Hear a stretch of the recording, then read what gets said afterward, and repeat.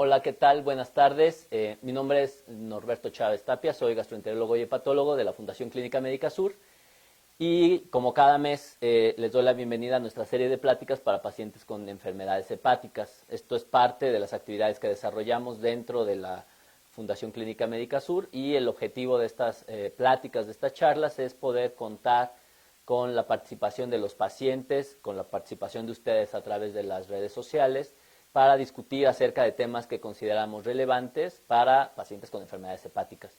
Antes de entrar en materia, bueno, los invito primero a que compartan este Facebook Live, si lo consideran importante, si conocen a alguien que crean que pueda serle útil, pues no duden en compartirlo. También los invito a que nos envíen sus preguntas, trataremos de darles respuesta a todas ellas, particularmente si lo hacen con tiempo, para que nos dé oportunidad de irlas recabando y darles respuesta. Y finalmente, pues a que se suscriban a la página de Médica Sur para que reciban este tipo de información de manera frecuente. En esta ocasión vamos a hablar sobre la hepatitis C, sobre el tratamiento de la hepatitis C, que es una enfermedad bastante frecuente en México, y obviamente de lo que hay que hacer una vez que se trata esta infección. Para hacer esto más interesante, para poderles otorgar mejor información, en esta ocasión contamos con una paciente que tenemos la oportunidad de atenderla aquí en Médica Sur, que es la señora Teresa Zamora. Doña Tere, ¿cómo está? Buenas tardes. Buenas tardes. Doña Tere es una paciente que tuvo hepatitis C y evidentemente ha curado la infección. Pero para poder conocer un poquito mejor sobre el tema, me gustaría preguntarle, doña Tere, ¿cuándo se dio cuenta o cuándo le dijeron que usted estaba enferma del hígado? ¿Cómo ocurrió esto? Fui a donar sangre ¿Hace cuánto? en el 2015. Fui a donar sangre porque iban a operar a mi mamá. Y ahí me dijeron Que había un que había problema. un problema. Obviamente, no sé si hubo mala información o falta de algo, De de comunicación, tal vez. comunicación. No me avisaron. Al siguiente año, en el 2016, vuelvo a ir a donar sangre para otro familiar y me dicen que no puedo donar porque tengo hepatitis C. Ahí es cuando Ahí cuando ya le dicen me que tiene entero que hepatitis. tengo hepatitis C y pues que tengo que estar en tratamiento, ciertos estudios. Y pues esta enfermedad aparentemente, pues yo no había Nunca le había sentido. dado ningún síntoma. No. Inclusive yo, pues lo que siempre sentí fue mucha flojera, Uh-huh. o sea, como cansancio. Sí. Me sentía cansada, pero yo pensé que era por baja presión, Uh-huh. pero no, ya me dijeron que era lo que Causa de la hepatitis. del ¿Tiene algún antecedente o alguna circunstancia que crea usted que lo pudo haber favorecido esta infección? Porque casi siempre hablamos de o alguna cirugía o alguna transfusión. Me hicieron una transfusión hace 34 años. Hace 34 años. En el 80 y algo. 4. Uh-huh, 84. 84 me hicieron una transfusión, traía ahí un embarazo de alto riesgo y ahí me pusieron sangre. Entonces, pues obviamente yo no sabía que existía esa enfermedad, ¿no? Ok. Y Bueno, claro, en esa época mucha gente no sabía que existía esa enfermedad, ¿no? Todavía no se tenía muy bien descrita y es por eso que las transfusiones y las cirugías eran el principal factor de riesgo, ¿no? Ajá. Y aún en este tiempo, pues la verdad, si no he hecho la donación, no me hubiera enterado que tenía yo esta enfermedad. Ok. Sé que es una pregunta que a las mujeres no hay que hacerles nunca, pero ¿cuál es su fecha de nacimiento, oiga? 15 de octubre de 1957. Esto es importante porque las personas que nacieron como en ese periodo de tiempo entre el 45 y el 65, en donde entraría usted, son personas que por solo el hecho de haber nacido ahí es muy probable que tengan más riesgo de hepatitis C y efectivamente si usted no va y dona sangre, pues probablemente se hubiera dado cuenta hasta mucho más avanzada la enfermedad, cuando le hubiera ocasionado otros síntomas diferentes al cansancio, ¿no? Sí. Que aparentemente era el único síntoma que presentaba, ¿cierto? Sí, y posiblemente pues me contagié en el lapso de la transfusión que me hicieron en 1984. Así es. Ya son muchos años pues yo me imagino que la tenía, porque no había tenido, posteriormente sí tuve otras cirugías, pero pues yo creo que eso ya venía desde antes, porque yo ya me sentía así, siempre me he sentido así. ¿Y en qué momento decide que hay que tratar el virus? ¿Cómo es que ocurre esto? Cuando me dicen, pues empiezo a informarme qué era lo que necesitaba o qué era lo que me tenía que tomar, porque pues sí me hacían estudios, pero no me decían, me imagino que trataban de analizar bien mi sangre para saber, porque bueno, me imagino que hay varias escalas en esto de la hepatitis C, pues obviamente me falta mucha información, y yo tengo, por ejemplo, hepatitis C genotipo 2. Ok. Me parece que es un poquito... Es un genotipo que antes se podía tratar con interferón. No sé si en algún momento le tocó que la trataran con interferón o le propusieron que fuese tratada con interferón. Me propusieron, mi gastroenterólogo, darme interferón y ribavirina. Sí me advirtió que me iba a sentir un poco mal, ¿no? Pero no me imaginé, nunca me imaginé que tan mal me iba a sentir. Y estuve 16 semanas en ese tratamiento y pues obviamente lo suspendí porque pues me empecé a sentir mal de otros síntomas. Claro.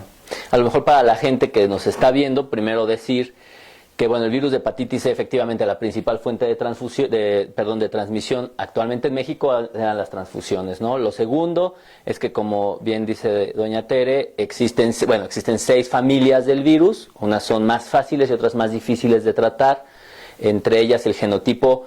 Hay varios, el más frecuente es el 1 y y todos los que son no 1 o diferente al 1 eran más fáciles de tratar con interferón pegilado y ribavirina. Y hasta hace probablemente 10 años el tratamiento estándar era justamente ese, no era dar interferón pegilado. El interferón pegilado no es propiamente un antiviral, es una molécula, una proteína que se inyecta de manera subcutánea semanalmente. Y que no es un antiviral, pero lo que hace es modificar la respuesta de nuestras defensas ante el virus. Es decir, es como darle un incremento en la potencia o en la dirección de nuestras defensas hacia el hígado. El principal problema que tenía, bueno, eran dos primordialmente. El primero de ellos es que, como bien dice doña Tere, es tremendo, ¿no? Los efectos adversos eran tremendos. ¿Qué era lo que sentía mientras recibió el tratamiento con interferón? Pues en un principio me empezó a dar ansiedad, insomnio, falta de apetito, se me empezó a caer el cabello, bajé 10 kilos de peso y pues un temblor en todo el cuerpo, falta de fuerza en mi cuerpo. Y pues sí, la verdad me sentía muy mal. Claro. Y eso es usualmente el motivo por el cual los pacientes o el médico les tiene que suspender el tratamiento, porque además de lo que comenta doña Tere, pueden tener anemia, es decir, una reducción significativa de los glóbulos rojos, que puede ser incapacitante, y entonces bajo esas circunstancias hay que retirar el fármaco, o reducción en plaquetas, que también puede ocurrir. Entonces, personas que tienen ya anemia de base no se recomienda. En personas con cirrosis ya diagnosticada tampoco es el tratamiento de elección. Ahora, es un hecho que, pues bueno, hasta hace 10 años era el único tratamiento disponible y bueno, había que intentarlo. El otro problema que tiene el interferón es que sus tasas de recuperación o de curación del virus eran relativas o son bastante bajas, es decir, en personas que tenían genotipo 1, la tasa de curación, de acuerdo a las mejores estadísticas, podría ser hasta el 25-30%, pero la verdad es que en la realidad lo veíamos en mucho menos, probablemente entre un 15 a 18%, o sea, prácticamente solo 1 de cada 5 pacientes se iba a curar. Los pacientes que no tenían genotipo 1, como el caso de doña Tere, les iba bastante mejor, usualmente tenían una respuesta mejor. ¿A usted cómo le fue una vez que suspende el tratamiento? Me dice que fueron 16 semanas, el genotipo 2 por lo general se daba durante 6 meses, al tomarlo solo 4 meses, ¿cómo le fue? Pues me hicieron mi carga viral, Uh-huh. La primera salió negativa, bueno, no detectado. Ajá, exacto. Y a los 6 meses me volvieron a hacer otra y salió no detectado. Ahorita van a entregar, me acaban de hacer una y me van a entregar los resultados en este mes de septiembre. Claro. Ya, pues esperemos que siga sin no así, detectado. y pues ya me dijeron que posteriormente pues es cada año o cada 6 meses estarme checando. Así es. Y esta afortunadamente a doña Tere le fue muy bien porque no a todos los pacientes les va tan bien. Hay muchos factores que determinan que a un paciente le vaya bien o no tan bien con el interferón como tratamiento. Depende la edad, depende la carga viral, es decir, cuántos virus hay en la sangre, depende el grado de daño que tiene el hígado, lo cual se puede evaluar pues con una biopsia que actualmente ya queda fuera de uso, pero con otros estudios como el FibroScan y otro tipo de marcadores que nos sirven para valorar el grado de fibrosis hepática, que es probablemente lo que con mayor utilidad nos puede predecir qué tanto le va a ir bien o no a un paciente. Pero algo bien importante es que una vez que terminan el tratamiento los pacientes, justo como comenta doña Tere, tenemos que darle un seguimiento. Usualmente el seguimiento es con los tratamientos nuevos, los cuales vamos a ahondar ahorita más adelante, pero con el tratamiento con interferón a los 6 meses volver a revisar la carga viral. Y la verdad es que de ahí en adelante ya cada persona o cada médico podría ir dando un seguimiento distinto. Particularmente porque ya se sabe que una vez que el paciente cura es poco probable que vaya a recurrir, y esperemos que ese sea el caso de doña Tere. Doña Tere, yo le quería preguntar, en el caso de, como les comentaba a la gente que nos ve, la fibrosis es una de las cosas más importantes para que le vaya bien o no a un paciente. Ajá. ¿A usted cómo fue que le determinaron la fibrosis hepática? Me hicieron un FibroScan, donde pues ahí me miden la fibrosis. ¿Hace cuándo fue? En el mes de julio. Del año. De este año. De este año. De este año. Ese fue ya habiendo terminado su tratamiento, ¿cierto? Sí, yo mi tratamiento lo terminé el año pasado, en el 2018. ¿Y antes del tratamiento no le hicieron el FibroScan? No. Solo hasta después. Hasta después. ¿Recordará cómo le salió el FibroScan el último? Pues tenía creo que 5.6 el primero. Ajá. Y ya el segundo 7.9. Así es. Usualmente el FibroScan nos ayuda a determinar el grado de fibrosis, es muy parecido a una biopsia hepática para ese dato en particular, y justamente los valores cercanos a 5 nos hablan de un nivel de fibrosis bajo. 5 es el valor normal de dureza hepática, que es lo que conocemos como la elastografía o el valor de elastografía, se mide en kilopascales. El valor de fibrosis que tenía la señora Tere, sin duda, explica también por qué le fue bien con el tratamiento con interferón. Si a usted le dijeran, doña Tere, que ya podría ser tratada sin interferón y que le fuera a dar una pastilla parecida, algo que se tomara solo una vez al día, ¿cuál hubiera elegido usted? Digo, sé que es medio tonta la pregunta, pero... Pues una pastilla, porque la medicina que me tomaba, pues eran unas cápsulas bastante... Sí, ¿cuántas cápsulas de ribavirina tenía que tomar al día? 5. 5 al día. Me tomaba 3 en la mañana y 2 en la noche. Y luego la inyección semanal de interferón. Cada viernes me la ponía, una. Y los síntomas los presentaba muy cercanos, ¿no? A la inyección, ¿o le duraban más tiempo? Pasando 2 días después de la inyección,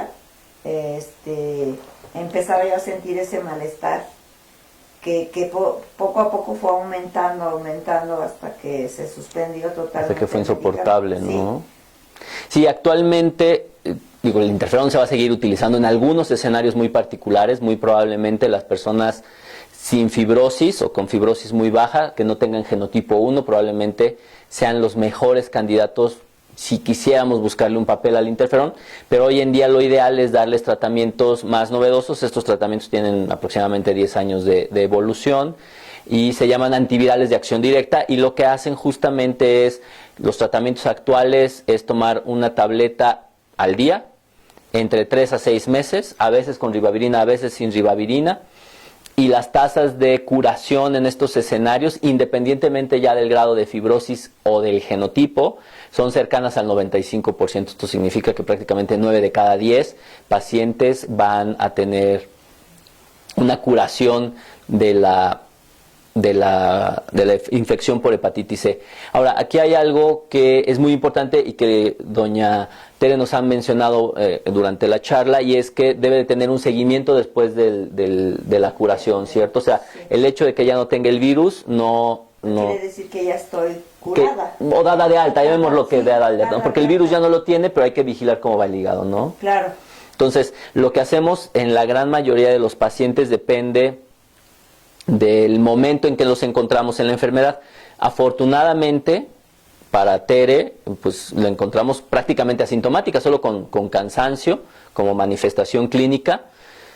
Pero la realidad, y es una triste realidad, es que la mayoría de los pacientes los encontramos ya cuando tienen una manifestación de cirrosis hepática, ya cuando su fibrosis es avanzada, cuando está en una etapa muy avanzada de la enfermedad, cuando el paciente presenta varices esofágicas o ascitis o encefalopatía, que son manifestaciones propias de la cirrosis hepática, ya encontramos ahí a los pacientes, y es la mayoría de ellos, ahí los vamos a ver.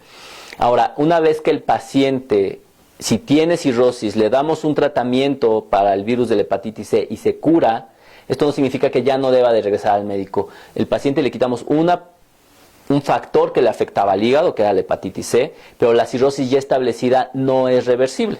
La cirrosis ya establecida se puede controlar, se puede mantener en excelentes condiciones el paciente, puede tener una vida social y económica normal, digamos, o productiva, pero requiere estarse vigilando. Y esto lo comento porque muchos pacientes, cuando tienen cirrosis, les dan un tratamiento de estos nuevos tratamientos antivirales de acción directa para el virus de la hepatitis C, se curan, dejan de acudir con el médico, y cuando los volvemos a encontrar es justamente cuando ya tienen una complicación que incluso puede comprometer su vida.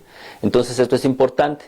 El otro escenario, que es el de Tere, pues obviamente personas que las encontramos sin cirrosis, en muy buenas condiciones generales, y a las cuales se les pudo quitar el virus de la hepatitis C, pues evidentemente ya solo tenemos que evaluar que no haya una recurrencia de la infección, que es rarísima. Entre 5 a 10% de las personas que fueron curadas podrían volver a presentar la infección, y obviamente pues vigilar que el hígado se esté comportando normalmente. Ahora, ¿los síntomas de cansancio mejoraron una vez que se curó? ¿Cómo siente que pasó?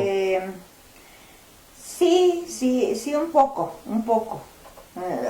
Tuve otro tipo de alteraciones a raíz de ese tratamiento. ¿Qué le pasó? Me detectaron que estoy mal de la tiroides. Así es. Hipotiroidismo le dio. Hipertiroidismo. Ajá, me dio hipertiroidismo. Eso es bien frecuente. Las personas que han recibido tratamiento con interferón, es frecuente que tengan alteraciones tiroideas, y por eso es importante la vigilancia. Es un efecto adverso que ya no vemos con los nuevos antivirales, con los antivirales de acción directa.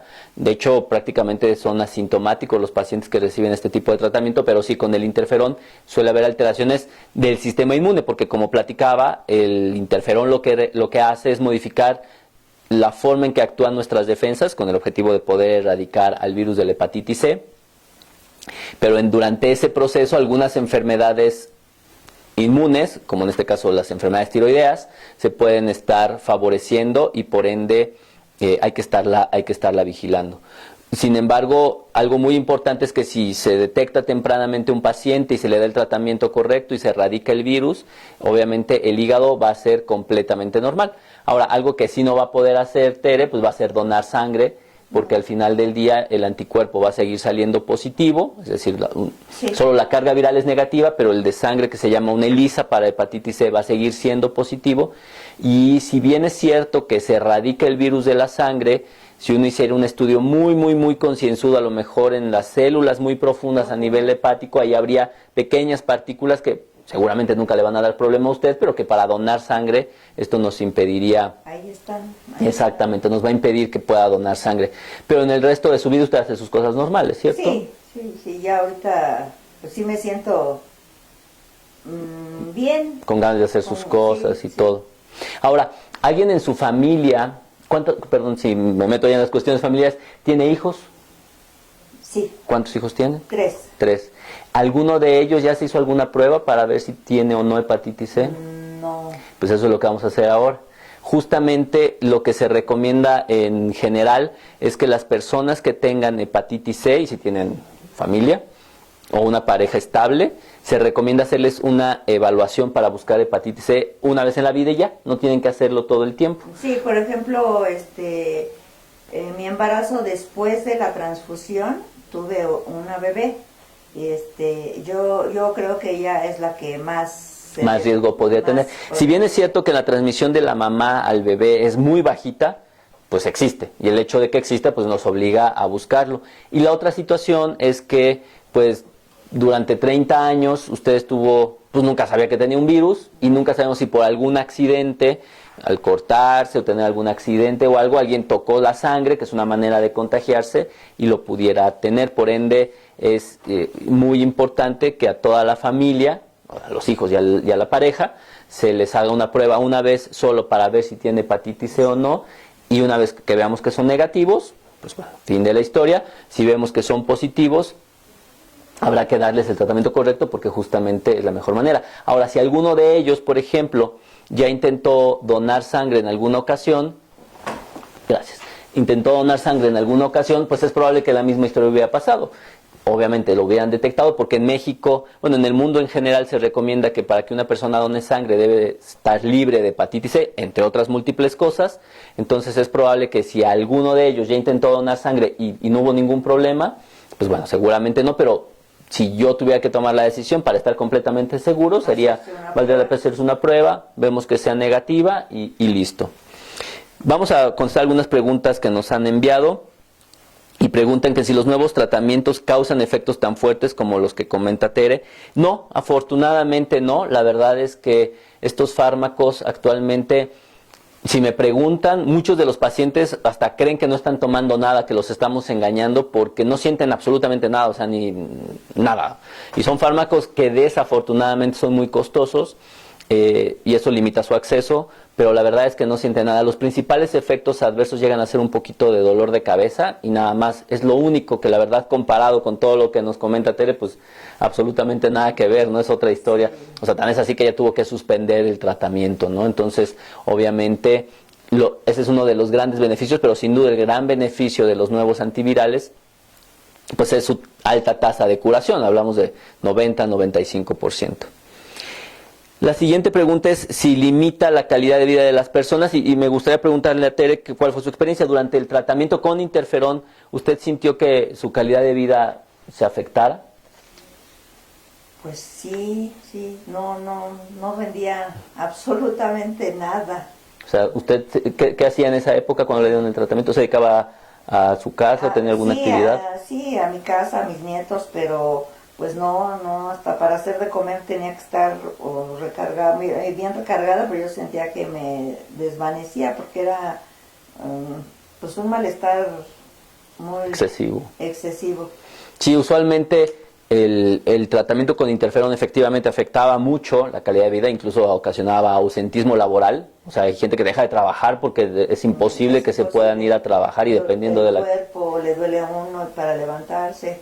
El insomnio sobre todo, ¿no? Obviamente me daban las 5 de la mañana y yo apenas me estaba durmiendo y yo me tenía que levantar a las 7, ¿no? Claro, no estaba nada simpático. Sí, no.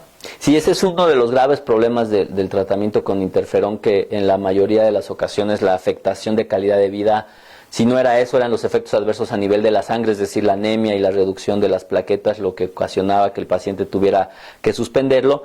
Y los nuevos antivirales, otro beneficio que tienen es ese. Prácticamente no afectan calidad de vida, de hecho mejora calidad de vida, esa es una realidad. Y eso es lo que le iba a preguntar. ¿Usted cree que su calidad de vida está mejor, igual o peor que antes de que usted supiera que tuviera hepatitis C?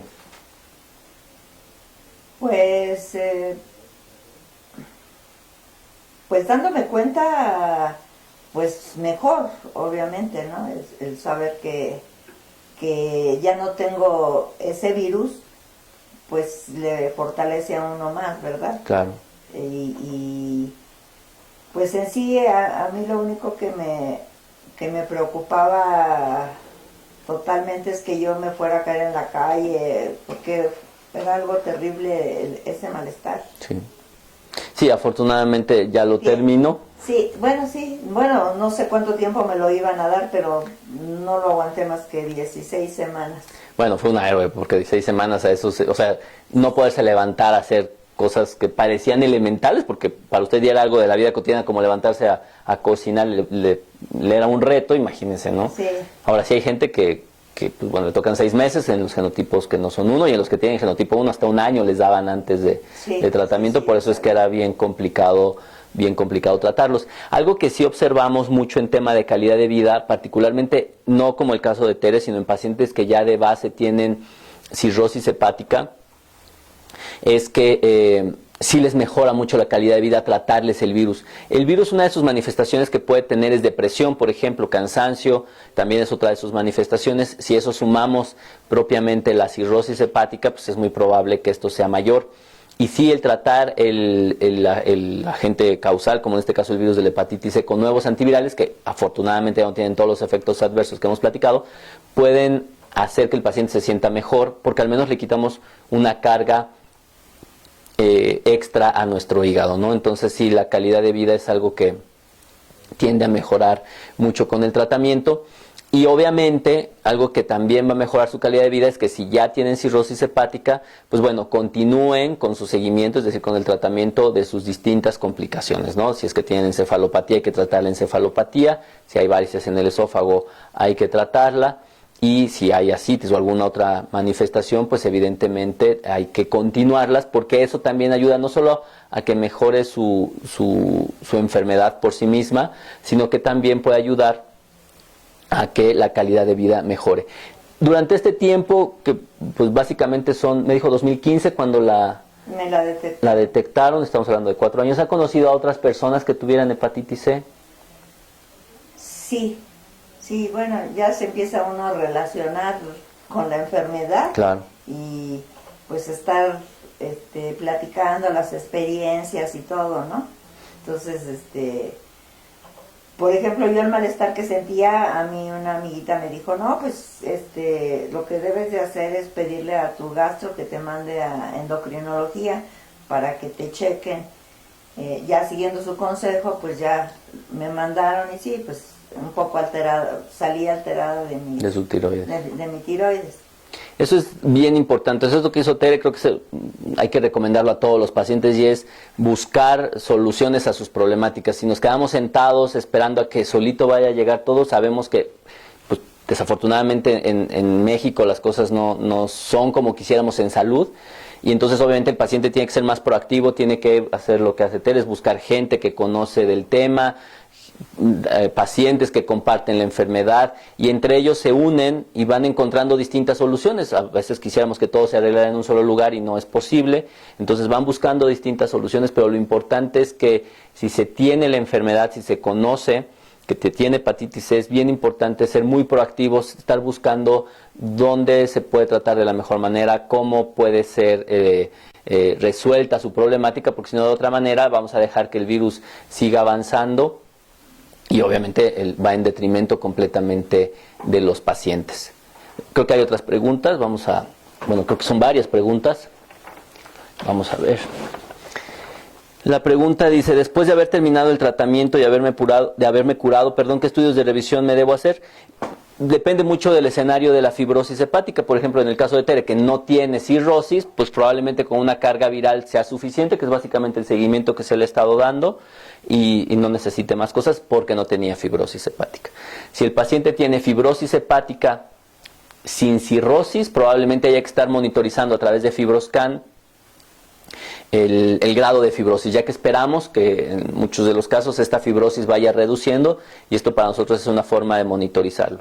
Sin embargo, si el paciente tiene cirrosis hepática y tiene hepatitis C, aunque se haya curado, debe de continuar en su revisión de gastroenterología o de patología, es decir, su revisión con ultrasonido cada 6 meses o 1 año, como a cualquier persona con cirrosis, cada año su endoscopía para ver que no haya varices esofágicas, porque hay un tema que ahorita estaban haciendo un poco de ruido a nivel mundial, y es el hecho de que las personas con cirrosis y hepatitis C, que se les quite el virus con los nuevos antivirales de acción directa, existen muchas dudas si esto puede promover la formación de tumores o no. La verdad es que todavía la información no es concluyente, ni a favor ni en contra. Entonces, la recomendación general que hacemos es que las personas con cirrosis a las que se le haya quitado el virus deben de estar en seguimiento mínimamente semestral por parte de sus médicos.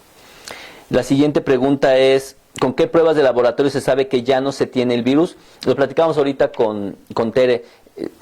Hay dos pruebas principales. Una de ellas se llama ELISA, que es por ejemplo la que hacen en banco de sangre, o la que hacemos para tamizar, o la prueba que pedimos al inicio para ver si un paciente tiene hepatitis C o no. O por ejemplo, para el caso que acabamos de sugerir a Tere, que a la familia se le haga, es una ELISA, se llama ELISA de tercera generación. El ELISA es una técnica de laboratorio y lo único que medimos es si nuestro cuerpo tiene o no una respuesta al virus. Esa es una de las pruebas y es con la que todas las personas que se sospecha tengan hepatitis C se deberían de evaluar. Y la segunda prueba, que es la definitoria, es la carga viral. La carga viral le dice puntualmente al médico, al paciente, cuántos virus tiene por cada mililitro de sangre, cuántas partículas virales tiene por mililitro de sangre. Y esa es la que nos sirve para el tratamiento. Lo que buscamos con el tratamiento es que sea negativa o no detectada, como le ha ocurrido afortunadamente a Tere. Entonces son las dos pruebas con las que podemos estar viendo el virus.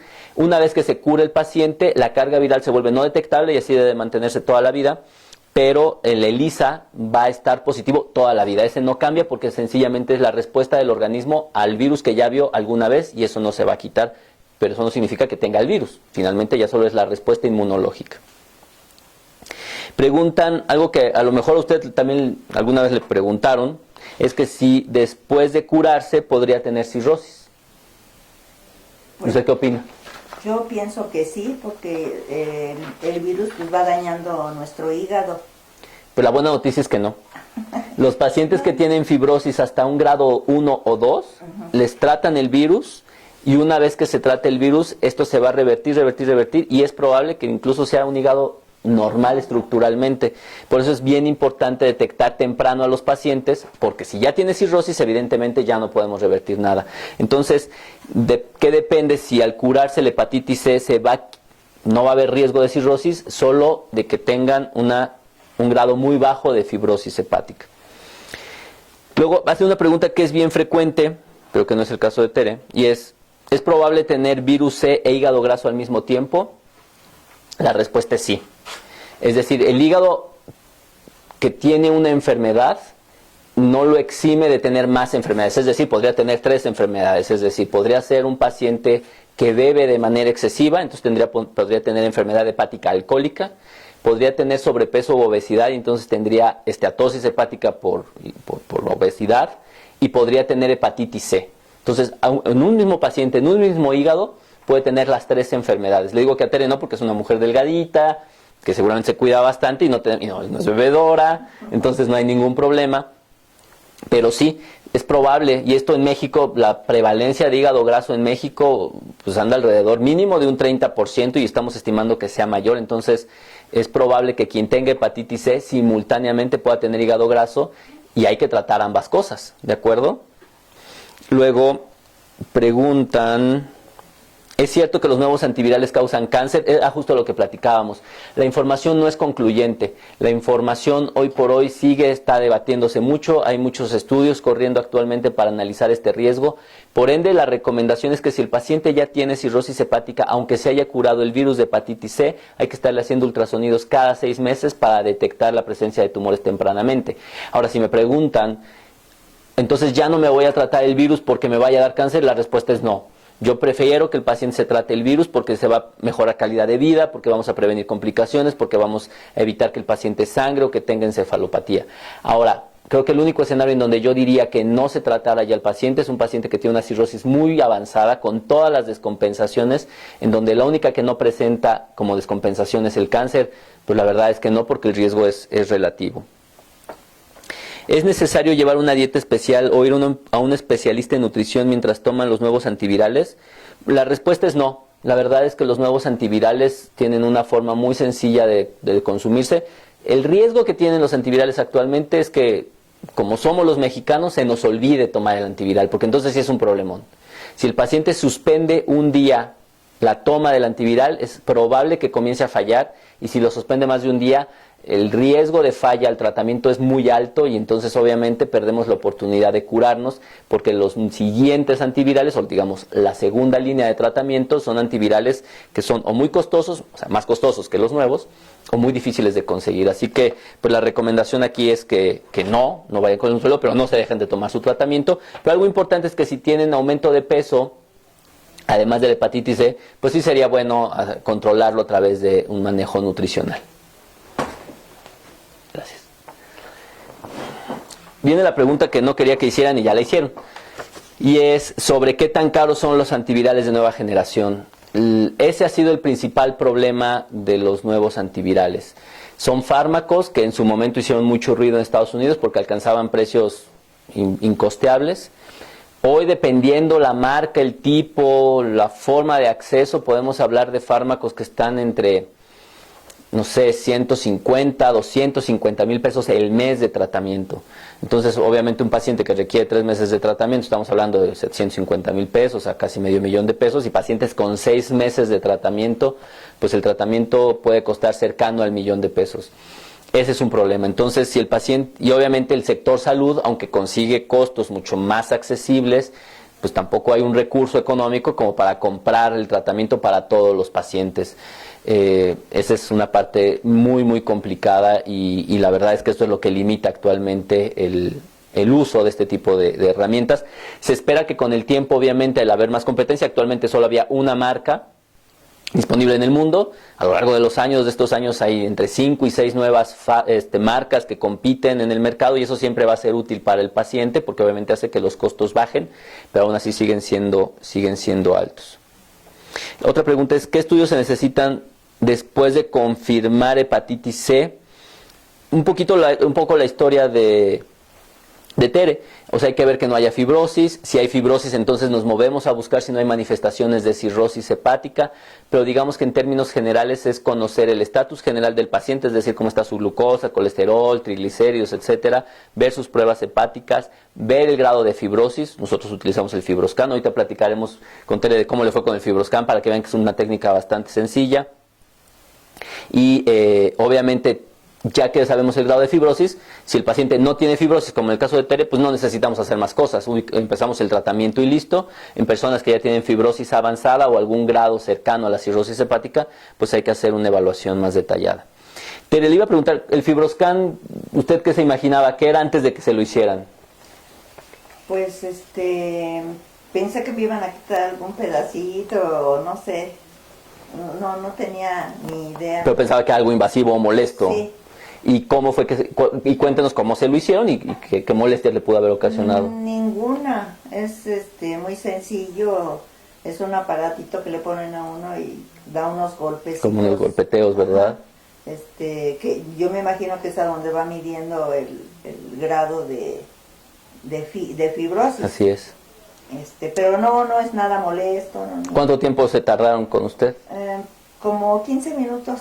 Totales, ¿no? Sí. Eso está muy bien, o sea, eso es muy bueno ahora en el manejo de la hepatitis C, porque antes esto era una biopsia hepática, y era justo como dice, sí. Había que limpiar esa zona, hacer una incisión muy chiquita con un bisturí, anestesiar la piel, hacer una incisión muy chiquitita con un bisturí, luego pasar una aguja a través de esa incisión, era una aguja entre 15 y 20 centímetros, era una aguja bastante, daba miedo verla, y obviamente al momento de llegar al hígado, al pasar la capa superior del hígado, dolía un poco, entre un poco y mucho, y dábamos lo que llamamos un disparo, y era cortar un cachito de hígado y sacarlo. Obviamente había riesgos mínimos, pero existían, y la verdad es que ahora ya con estas herramientas, el paciente en 15 minutos, 4 horas de ayuno, le hacemos el estudio y ya sabemos perfectamente su grado de fibrosis. La verdad es que eso ha sido algo que creo que facilita todo. Entonces, la historia de los pacientes que tienen hepatitis C de hace 15 años ahorita ha cambiado. O sea, hace 15 años había que hacerles biopsia, al principio y al final a veces. Había que darles entre 6 meses y un año de interferón, que era un infierno completamente. Y pues en estas épocas ni hay que hacerles biopsia. Tenemos tratamientos muy eficientes que se toman una vez al día y que no se siente prácticamente ningún efecto adverso. Bien, la última pregunta que tenemos es si la hepatitis C puede provocar hígado graso. En la mayoría de los casos es al revés. O sea, vienen de la mano, ¿no? El paciente que tiene sobrepeso, como platicamos, puede tener hígado graso, a su vez puede tener hepatitis C. Hay un genotipo del virus, que es el genotipo 3, que es raro en México. La verdad es que en México y en el mundo en general el 1 es el más frecuente, pero el genotipo 3 estaba descrito como un genotipo que favorecía el desarrollo de grasa en el hígado. Sin embargo, no tenía implicaciones de manera importante para el tratamiento, así que la verdad es que pensar que tenemos hígado graso por hepatitis C es lo menos frecuente. Si tenemos hígado graso y hepatitis C, es muy probable que se deba a que tenemos aumento de peso corporal, o que tenemos diabetes, o que tenemos alguna de los componentes del síndrome metabólico, que como sabemos son problemas de colesterol, de triglicéridos, de hipertensión o de diabetes, y esto puede favorecer el desarrollo de hígado graso. No sé si quiera comentar algo más, Tere. Bueno, yo últimamente, en los últimos estudios que me han hecho, he salido un poquito elevado el colesterol. No sé si sea a raíz de ese tratamiento, porque pues antes no le pasaba. Pues no, estaba aparentemente pues normal, ¿no? Pero últimamente sí ha salido un poquito alta. Algo que pasa cuando el paciente recibe tratamiento, y particularmente cuando le va bien, es que, como decía, mejora su calidad de vida. Entonces antes uno se estaba cuidando de no comer esto y no comer aquello, y a veces como que ya sabiendo que estamos bien, ya empezamos a disfrutar un poco más de nuestra calidad de vida, y a veces eso hace que se sube el colesterol. A veces también, conforme vamos avanzando en la edad, pues no hay de otra, el colesterol se empieza a acumular, es algo que ocurre con la edad, y obviamente la falta de ejercicio. La falta de ejercicio, sí. No, la verdad es que el tratamiento rara vez va a llevar al desarrollo de alteraciones de colesterol, glucosa, triglicéridos. Los mayores problemas endocrinos que podemos ver es el tiroideo, como el que está pasando usted. Bueno, llegó una última pregunta. Preguntan si el FibroScan es caro. La verdad es que para definir caro es con qué lo comparo. Si yo lo comparo con una biopsia hepática, el costo es como un cuarto del valor de una biopsia hepática, sin contar las molestias propias de la biopsia y los riesgos propios de la biopsia. En términos generales, por la información que aporta, no me parece un estudio que sea costoso. Los costos precisos no los tengo. Los invito a preguntar directamente a la Clínica de Gastroenterología, que nuestro teléfono es 5424-6892, y ahí les pueden informar sobre el valor que tiene el FibroScan. La verdad es que lo tengo aproximado, pero no quiero dar una cifra equivocada para no mentir. Pero comparándolo con lo que costaba una biopsia hepática, la verdad es que no. Ahora es importante que si el FibroScan se haga en un lugar que tenga experiencia haciéndolos, porque al ser un estudio no invasivo, que es, llamamos ciego, porque pues no estamos viendo el hígado directamente, no estamos tomando una muestra de hígado, pues se requiere tener experiencia en esto para que sean válidas las respuestas. Pues bien, con esto terminamos nuestra plática de este mes. Le agradezco mucho, Tere, que nos haya acompañado y que nos contara toda su experiencia, que afortunadamente fue difícil, pero fue buena. Y a todos ustedes por habernos enviado las preguntas, por participar, y no olviden que lo más importante de esto es obviamente que participen y que lo compartan, que se suscriban y que nos envíen más preguntas. Trataremos de darles respuesta. Hay veces que la mayoría de las preguntas ya se respondieron a lo largo del video, pero bueno, si alguna se nos hubiera pasado, con gusto les daremos respuesta. Muchas gracias y nos vemos el próximo mes.